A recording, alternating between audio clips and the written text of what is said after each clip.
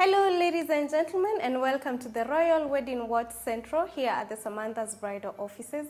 And of course, we are very excited in regards to the royal wedding between Prince Harry and Meghan Markle. And today I'm not alone.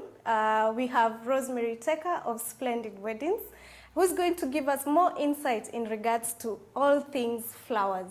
And as you know, Meghan Markle is expected to break a lot of tradition. And so we're going to look into that and just see how she's going to pull off the whole flower decor and just the whole royal wedding as it is.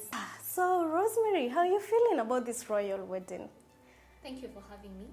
We're very excited about it. We've been following all the hashtags on Instagram and just going on and on about what the decor is going to be about. So I love flowers, and I'm excited to be part of this, the royal wedding watch that's going to happen next weekend. We're going to try and incorporate as much as what they're working with for the royal wedding, which is the peonies, the garden roses, the foxgloves.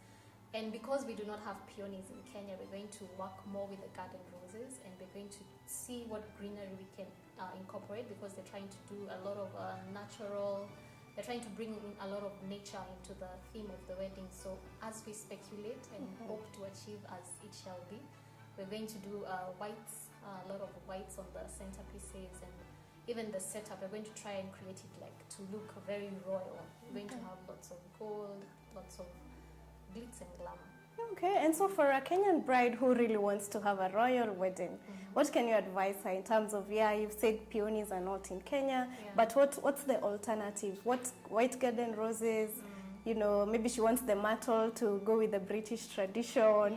What can you explain to her so that at least she doesn't feel she can't have the royal wedding just because she's in Kenya?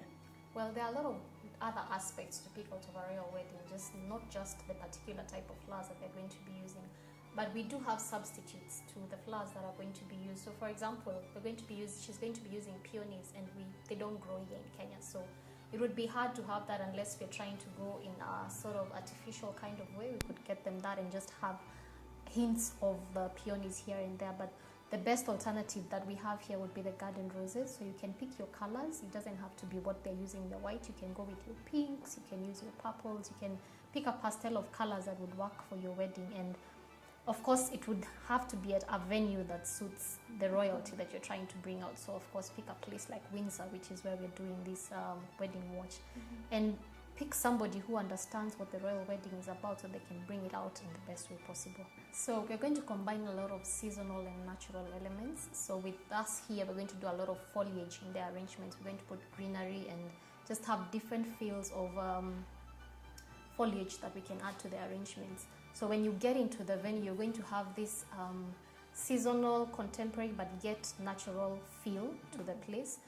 We're going to set up, of course, we know Windsor is very green and lush, and the gardens are beautiful. So we're not going to take away from that. We're going to also try as best as we can to bring that out. We're going to have green elements even on the catwalk. We're doing a fashion show for everybody who's coming. It's going to be our show. We have a show for you. Why are flowers so important at a wedding? Flowers go way back, way back in Rome. And the reason why people started using flowers in weddings is because they symbolize a life. The fact that most of us, when we think about life, we think about the blooming flowers. We think about how they blossom, different patterns of the seasons. They're starting a new season in their life, and so flowers will show grace and elegance. So most brides who are going all out, who are doing luxury weddings, will definitely have flowers at their wedding. Okay, and as per the royal wedding tradition, you find that most of the past brides, royal brides actually, only carry white garden roses or white flowers, and then with a mix of foliage and the myrtle. And we are seeing that Meghan Markle is not going that direction. She's moving away from the norm. She actually posted a picture on Instagram with the bouquet that she would be carrying, but it was pulled down due to protocol. She's carrying peonies because peonies symbolize love, marriage. They actually symbolize that you have a long marriage, a happy marriage.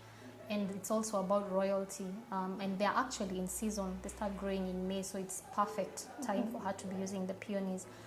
The reason why they carry white is because of it's royalty. It's clean. It's pure.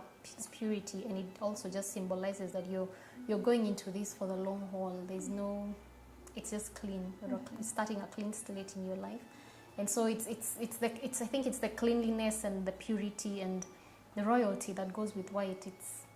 I think that's the reason why.